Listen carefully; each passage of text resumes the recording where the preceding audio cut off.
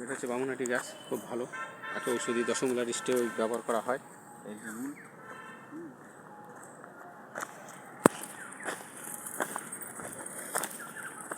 এটা হচ্ছে একান্ডি গাছ, সুগন্ধিত গাছ, সুগন্ধিত তেলেও ওই গাছ ব্যবহার করা হয়। অনেকে মাছের চার হিসাবে অনেকে নিয়ে ব্যবহার করে থাকে এই রুটটা। এই বড় পাতাগুলো তো আরও গাছ, প্রচুর গাছ আছে। এটা মানে আমরা গ্রীষ্ম তুলসী দেখতে পাচ্ছি। হ্যাঁ, এখানে কৃষ্ণ তুলসী আছে। তুলসীর মধ্যে যেটা একটা প্রথম বলেছিলাম তখন কর্পূর তুলসী, এটা হচ্ছে কৃষ্ণ তুলসী। রাধা তুলসী আছে, তারপর হচ্ছে চন্দন তুলসী আছে, এই বড় পাতাগুলো তুলসী আছে, রাম তুলসী আছে। তুলসী অনেক, রাম তুলসী তো খুব রিসার্চ হয়েছে এখানে, কিন্তু রাম তুলসীটা খুব মানে না এইটা একটু বলে দাও সকাল থেকে। অশোক বলা হয়ে গেছে, অশোক বলা হয়েছে না?